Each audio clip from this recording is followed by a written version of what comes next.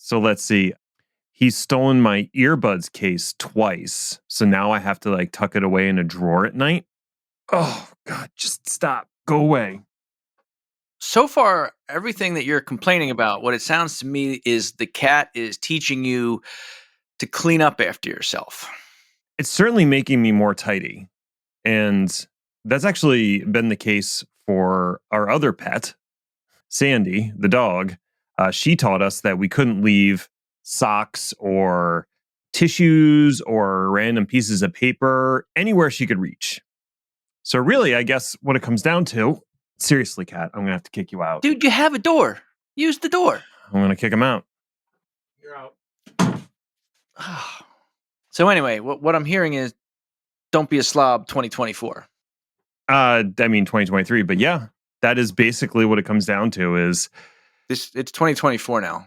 my pets are here to make me less slovenly. Finally. I mean, somebody had to.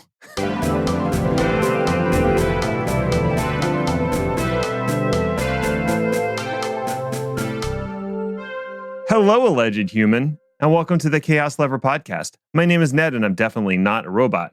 I'm a real human person who enjoys activities like cleaning up after cats and putting away all of my headphone-related accessories. That's fun stuff that humans like to do, right? With me is Chris, who is also here and also not wearing headphones. Headphones are so 2023. Oh my God, so passé. It's just like, who even does that? I'm disappointed that you and I are not holding our microphones in our hands because apparently that's a thing. Yeah, and not even a microphone that's intended to be held in your hand. No, the lav mic. Yeah, that's hand? a good move. I love that when you have like,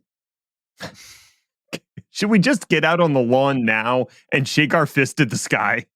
what do you think I've been doing for the past hour and a half? Well, it is a way to spend your lunch hour, that's for sure. All right, well, this is our predictions show where we're going to predict things about 2024, which we're already in, but it's early, still plenty of time for things to happen. And we're going to predict some of the things that we think are going to happen. We nailed it with 2023, right? 100%, actually 112%. We even got some things right that we didn't predict. Yeah, that's what I'm saying. So if that's any indication, 2024, it's just going to be a blowout. So yeah, I have no notes. Okay. Would you like to start with a fun fact for everyone? So yeah, let's do that. Last year, we ended the predictions with some of the predictions from everybody's favorite astrologer, Nostradamus. And those went well. But here's a fun fact. Did you know that that's not his real name? Oh, His real name is Michel de Nostradamus, which is the worst French accent that has ever been put onto recorded media. Yep. You're all welcome. You nailed it. More importantly, did you know that he never gave a date or time for his predictions? Does that make them predictions? You know how people do backronyms? Mm-hmm. People also apparently do backredictions. Backredictions. That's going to be the word of the year, 2024. You mark that down. Okay, I'll put that on the sheet. So he was a French quasi-nobleman, advisor to the high and mighty, faith healer, all of that stuff, in the early to mid to late 1500s. That's who he was. He picked the name Nostradamus because back in the day, it was fun to make your name sound Latin, to make yourself sound more important. He wrote poetry. All of his crap rhymed. Wow. All right. And of course, it was wildly popular because rich people love talking to other rich people and thinking that all rich people say important things. One of Nostradamus' first translators into English was one of the people that not only pointed out that it was impossible to fix any prediction to a date and time, and this was like in the 1600s, they knew this stuff. He said, and I quote, in the old/Middle English, "I will not have thee entangle thyself in the pretensions of knowing future things," unquote. This is the guy that translated Nostradamus. Is basically saying, don't bother trying to tell the future. Seems like he wasn't that into the project. He loved Nostradamus. It is the weirdest book, and I read way too much of it. I don't know if you can tell. A little bit. But yeah, the whole vibe through it is like, he's amazing, but Mikey has actually always kind of been full of shit, though. So now we're not going to finish this year with Nostradamus's predictions because, as I said, they're not tied to any year or even any country or any place in the universe or reality. Just to be clear, here is one that has been going around the news as claiming to be a prediction for 2024. And I'm going to read it in the original translation. Quote, after the fight and sea battle, the great Neptune in his highest steeple, the red adversary shall wax pale for fear, putting the great ocean in a fright. Unquote. The whole ocean. Now, again, in Middle French, or whatever the hell it's called, that all rhymes. And it's like literally poetry. All right. In English, what the foul language. And the translator annotated every single one of these. We'll link it in the show notes. You can read this stuff on Gutenberg.org. It's amazing. His response to what I just read you, quote, I find no mystical sense in this, unless by the red adversary, he should understand the Pope. He should mean the Pope. Because clothed in scarlet. Therefore, I leave the explication to the judgment of every particular reader, unquote. So basically saying, I don't know what the hell he's talking about. It might be the Pope. Sometimes the Pope wears red. I guess. Fuck it. make of it what you will. And of course, this annotation is a stretch because, as we all know, the color of the Pope is not red, it is white. The color of the cardinals is red, as was standardized at the Council of Trent, 1545 to 1563. Idiot. I'm definitely not going to look that up. So, in conclusion, let's all just remember that predictions, even the famous ones, are usually utter nonsense. Whoa. Except ours. Yeah, ours don't count. This is not Miss Cleo. We are taking this shit serious. So serious. I put on my serious hat and everything. Wait a minute. It's invisible. Duh. So let's move on then to this year's predictions, which are certainly not nonsense. No. They haven't never not been. I'll start with one and then we'll just trade off. You want to do that? Yeah, we'll see how it goes. I don't think it's going to go evenly, but we'll go as close to that as we can. You certainly have some AI ones that could be lumped together, and I have a few earnings ones that I can lump together. So we'll see how it all shakes out. Sure. We're playing fast and loose. I mean, very serious and button bound. Well, let's start with yours because this is a good one that I almost put on my list. Okay. Nutanix will finally be purchased by a responsible adult. So the VMware drama since acquisition has come in fast and furious. Boy, what an end of December. Hock Tan really said, fuck you to a whole bunch of people. How about it? Merry Christmas. What a guy. By which I am mostly referring to the culling on various VMware BUs. Most notably, Carbon Black and Horizon 1 are no longer going to be part of VMware. The complete decimation, that might not even be harsh enough. The elimination of the existing partner program being replaced with an invitation-only Broadcom partner program to the surprise of all current partners. No heads up. And of course, the apocalyptic end of perpetual licensing for VMware products. So, with all that in mind, in case it wasn't already abundantly clear, Broadcom has no interest in catering to the SMBs of the world or sustaining product lines that don't directly contribute to the cash cow that is vSphere. I also would not depend on any major product improvements over the next 3 to 5 years, regardless of what money they're pouring into R&D. Not that there was a whole lot to improve on anyway. I mean, if we're being honest, and we always are, vSphere has mostly been about speeds and feeds for the last 5 years. Bigger VMs, more memory, GPU support, etc. It hasn't been about innovation. It's all about keeping up with the hardware. Right. So what we have is a pretty stagnant virtualization environment and a delinquent caretaker which opens the door to opportunity. And who better poised than Nutanix to steal away those small and medium businesses? Now, personally, I've always heard good things about their Acropolis hypervisor and their virtualized storage.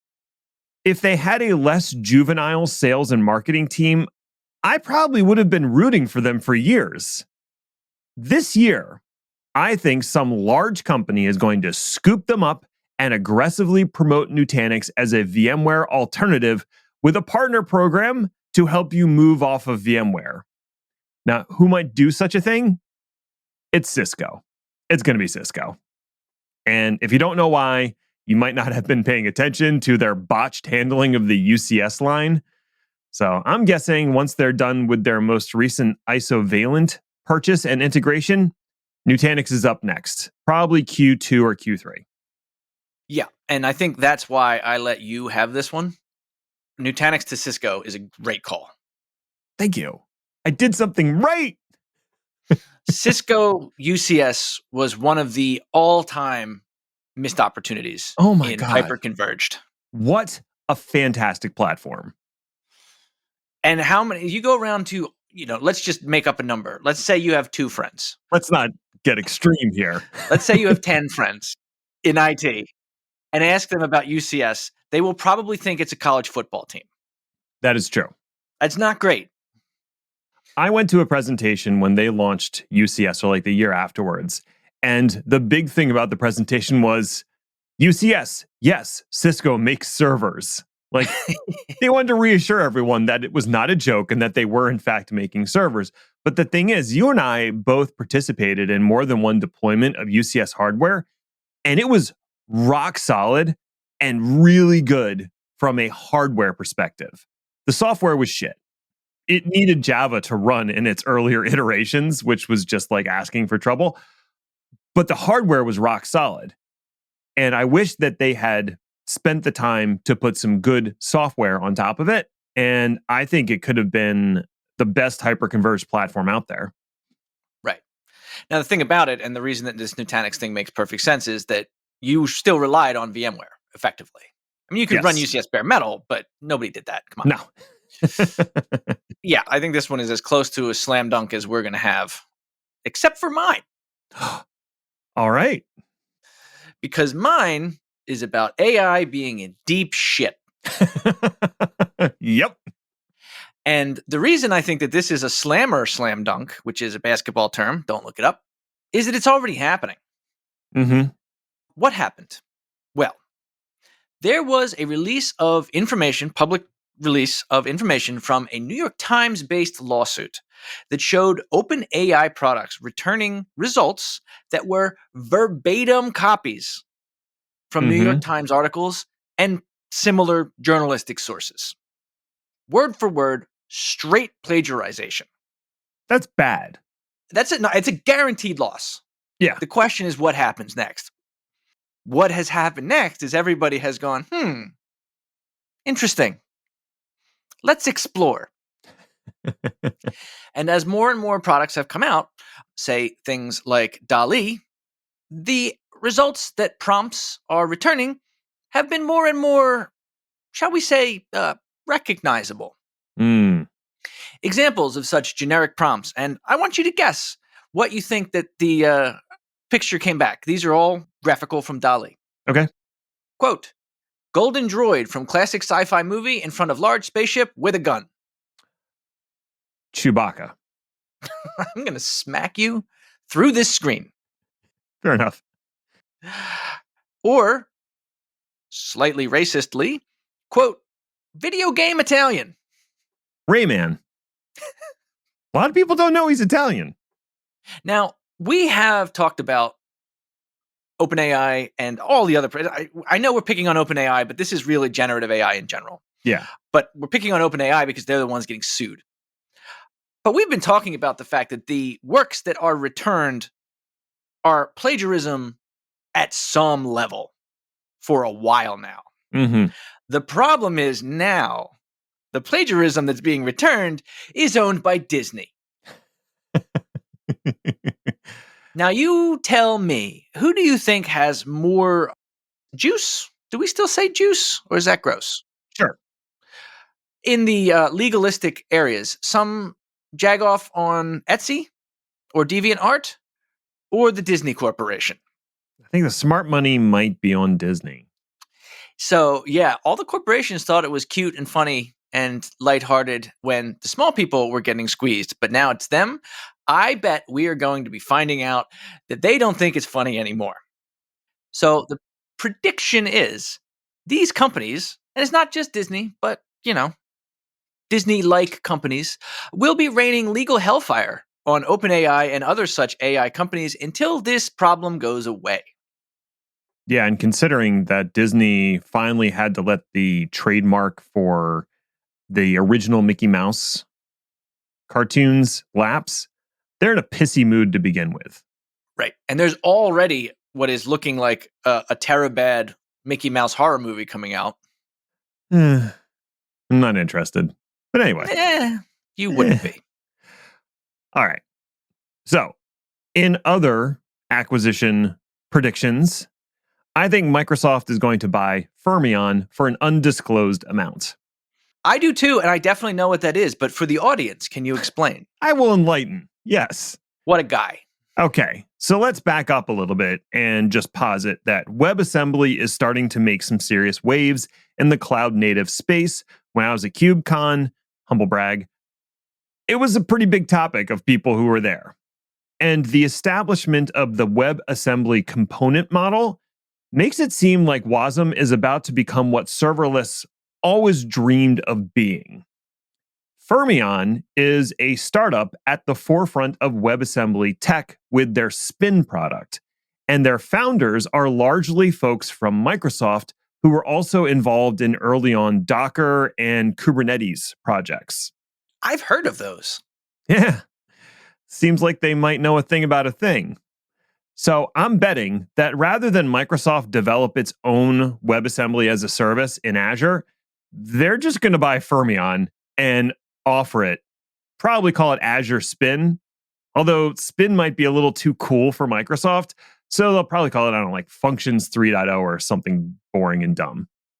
Maybe they'll accidentally somehow call it Entra. It's not nice. You're not nice. I don't like you. More AI, because that should really be one of the meta predictions is more AI. Yeah. AI will continue its inexorable march forward towards industry domination. Notice I didn't say what industry, I did notice that. because my belief is that it is going to be all of them.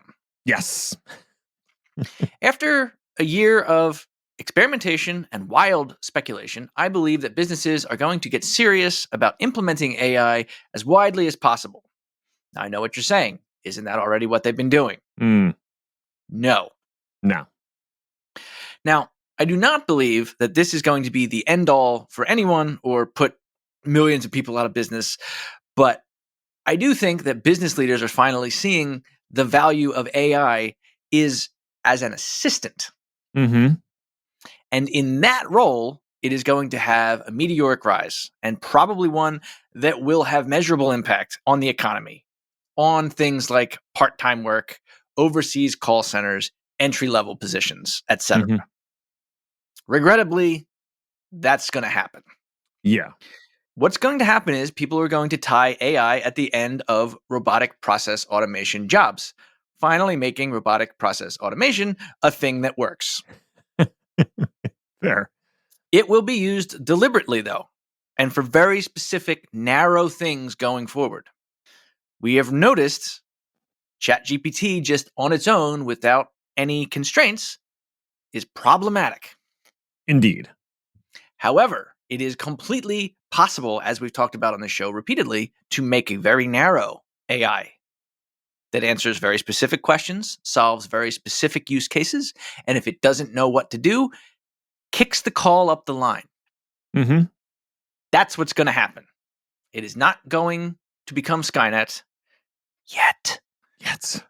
But it will be leveraged in such fashion to save companies money. Right. The biggest things that I've seen about AI in the last year is productivity gains by people who were already fairly productive to begin with, but they still had a certain amount of drudgery or undifferentiated heavy lifting they were doing. And they didn't have an easy way to offload that. So it was not worth the effort to automate that thing, but it was still not something that was actually adding value to their day. AI rolls in and goes, well, I'll just automate that for you. And then it's Right. automated, like taking notes in a meeting, assigning action items to people, summarizing articles. All of these things are something that was possible but difficult before. You had to pay a human to do. Now just AI does it for you. So it certainly, I think we're going to see massive productivity gains, which may not result in job loss for those higher level type jobs, but it will probably end up being job loss in what you indicated, which is like entry level positions, part time, those kinds of things. Right. Do you have a bonus prediction? I asked knowingly. Yeah, I guess we'll put a pin in the AI stuff, at least from my perspective, with the prediction that we are going to start seeing some moves towards AI free creations and certifications thereof. Now, this is Yeah. going to be harder than it sounds like. Even with modern photo and video manipulation, it is often very challenging to figure out what is truly real and untouched and what is modified. Hmm. For evidence, look at every picture that's ever been put on Instagram. You're all liars. You're all phony liars. No filter my ass. So, in reading, one of the predictions from this industry AI experts said, quote, the most viewed and engaged videos in the 2024 election will be generated by AI, unquote, which I agree will happen and I am not excited about. And things like that are going to drive us to figure out a way to say, this is real, this is genuine, this is not created by AI. It's kind of like organic food to a certain degree. Like this is going to be like AI free organic content. Except, unlike organic food, this is valuable. I was saying, but like organic food, it is also not well defined, and anybody can say that it's organic, more or less. It's toasted. All right. So I have a couple of growth predictions that I want to roll through. One is public cloud vendors will see a rebound in growth. I wonder why. So last year, I predicted that cloud vendors would see slowing growth. And AWS and Azure certainly did see that. We saw a big slowdown in growth, especially with AWS. Azure was not quite as bad, and I think I might know why. I think we'll see growth numbers return back to 2022 or 2021 rates as the market for AI booms. Of course, it's AI. The fact that Microsoft already had an Azure AI service available, especially in the second half of the year, I think is why we didn't see as much of a slowdown. Whereas AWS finally got something out of the gate during reInvent, and by all measures, it's half baked. I'm pretty sure that the internal development name for what AWS released is, oh, sweetie. Oh, you're so adorable. Look at you. You try so hard. Yeah. But now that it's 2024, all three major public clouds are going to have an AI as a service, or at least infrastructure as a service for DIY AI projects, and all of their growth, or at least most of it's going to come from AI related things. Two more revenue predictions, and then I'll hand it back to you, Chris. Revenue for Cloudflare in 2023 is projected to be about $1.3 billion. I think Cloudflare is going to hit $2 billion in revenue for 2024. Based off their current growth, it should be 1.7, but I think the growth of edge services, and again, fucking AI, is going to drive their growth as well above $2 billion, which really puts them in a larger class of cloud than what they're at right now. In a similar vein, I think Digital Realty and Equinix will have 25% revenue growth, also driven by private AI projects. Because not everybody wants to pay a Microsoft or Amazon fee to use their AI services or their infrastructure as a service. But AI infrastructure is very power hungry and has special needs when it comes to networking and cooling. So enter Equinix and Digital Realty, the two biggest vendors in the data center colocation space. I think they'll see revenues jump by 25% year over year. Now, Digital Realty saw 16% growth in 2023 and Equinix saw 12%. So I think that's within the realm of possibility, especially as the AI chip supply chain starts freeing up and people can actually get orders delivered. Those orders are going to go into Equinix and Digital Realty data centers. I'm not giving stock advice here. Don't sue me. But I think tech stocks overall will do really well in 2024. And Digital Realty, Equinix, and Cloudflare all seem like pretty safe bets if you wanted to invest in something.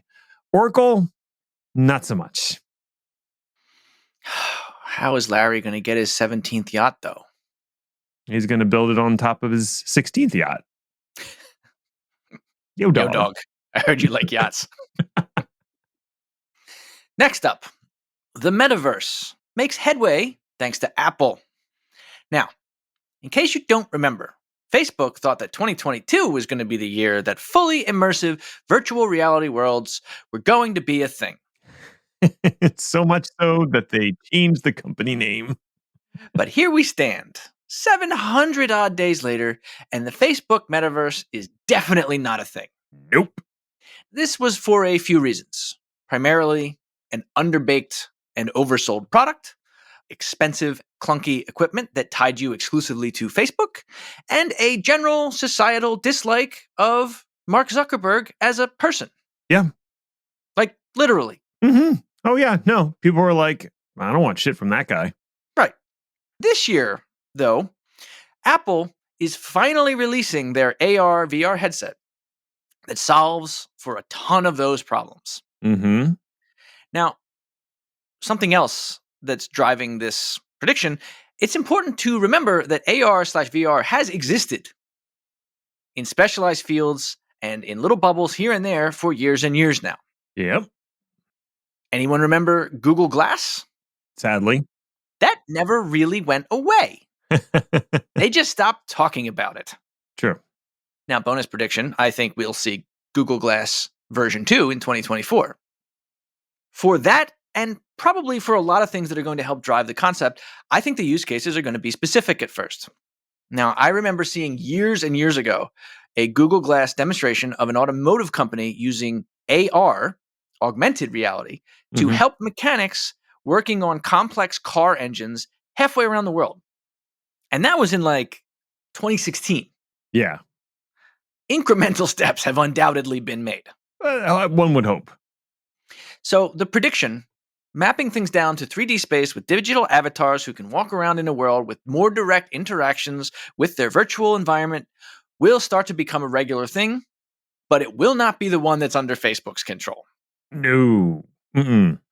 Where things like Facebook's metaverse and Decentraland all failed, others will succeed. Mm-hmm. And I'll start with simple stuff that already exists and people are excited about, like games. I like games. So, for example, did you know that Roblox has a VR component? Nope. I sure didn't. But I bet the youths will interestingly know. Indeed. Of course, we'll have to see. If you remember the original launch of the iPhone, while it was quite the feat of hardware engineering, it wasn't until the App Store that it really took off, because there had been smartphones before, but it was that App Store approach that really started elevated above all the other smartphones that were out there. Right. I'm wondering if their headgear Apple thing, iHead, I don't know, whatever it's called, Vision. if it's going to have a similar aha moment with the release of something that makes it indispensable. I honestly wonder the same thing, and I wonder if that's why it's taken so damn long for them to release it. I guess we'll have to wait and see. Well, let's round it out with two more hardware predictions. We'll start with RISC-V will be available in the public cloud by the end of 2024. Whee! Last year, I said it was CXL. That was probably like a year off. Undeterred, I'm going to say that one of the public cloud providers is going to offer up RISC-V backed services in 2024. Now, Google and Alibaba are both premier partners of the RISC-V industry group. And while their focus has been on smaller devices like an Android phone or an Edge AI device, I think eventually RISC-V will be an option for cloud-based development environments rather than furnishing each developer with an actual RISC-V device. So I think that's where we'll see it first, is in those cloud-based development environments where actually interacting with the hardware and specifically that architecture is going to be super important. Yeah, that's one of the ones that's like so obvious. I'm shocked that it doesn't already exist. I looked around, at least with the major cloud providers, and none of them has something, but all of them, or at least Google and Azure, both have some version of software that runs on RISC-V at the edge. So I think it's just a matter of time until they pull that back and go, oh, we need to offer that in our cloud as well so people can develop applications for it. Right. I like it. Yay! And finally, PCIe 6 will make all Ned's 2023 CXL predictions come true. You're making my dreams come true. And we're sued? Yeah. As is tradition? As is tradition. Tradition. It's like traction and tradition all at the same time. Delicious. As is tradition, I will get to take credit for all of Ned's novel ideas. Last year, as we discussed last week, Ned said that CXL would hit the mainstream, or at least mainstream enough that it would be part of cloud company SKUs. Yeah. That did not happen. No. Mm-hmm. What did happen, though, is the continued development of everything. Crucially, the protocols and technologies that connect one thing to another. Mm-hmm. Now, as we stand today, PCIe 6 is on the threshold of release. And with it comes 64 GT/X, that being 64 billion transfer operations, gigatransfers per second, per lane. Ooh. As well as the new PAM4 RAM, which can send multiple instead of single bits per transfer. This all means that the new 6.0 protocol will be at least twice as fast as 5. Wow. To the layman, you can just assume this means basically the fastest thing you can imagine, but no, actually faster. Like seriously, we're getting into the powers of 10 conversation about numbers that are so large that the human brain literally cannot comprehend them. Well, I make it up to about 4 before I give up, so that happened quickly. PCIe 6 comes with CXL 2.0. Whee! Which enables memory pooling through switching, which crucially for the technology means RAM shared from outside the server. 6.0 is also basically CXL 3.0 ready. Ooh. Which other devices with lesser protocols just weren't at this time last year. Add all this up, and I think that something hits the mainstream. Because not only is PCIe 6 ready for the main promises of CXL, off-server memory at on-server speeds, or at least close enough, but 6.0 is also a bit more future-proof. Yeah, and as we discussed in our predictions review episode, Microsoft did a study showing that memory pooling would save them a serious amount of money since 50% of the cost of any server was the memory. And the assumption there was that you would have memory in a bunch of different servers all working together in a pool. But if you could just have that memory in a giant bank and have a bunch of servers access it, that brings the cost down even more. So, yeah, I think Microsoft and all the other cloud providers are looking at that and going, that will save us some money, and we like doing that. Yay! CXL. Woohoo. Sorry, I'm all about RISC-V now. I even got a tattoo. I didn't get a tattoo. That seems strange. Be honest. Okay. I got them to cover up the CXL tattoo with RISC-V. Well, hey, thanks for listening or something. I guess you found it worthwhile enough if you made it all the way to the end. So, congratulations to you, friend. You accomplished something today. Now you can go sit on the couch, fire up a generative AI tool, and see if you can get it to draw Mario for you. You've earned it. You can find more about our show by visiting our LinkedIn page. Just search Chaos Lever or go to our website, chaoslever.cow, where you'll find show notes, blog posts, and general tomfoolery. We'll be back next week to see what fresh hell is upon us. Ta-ta for now.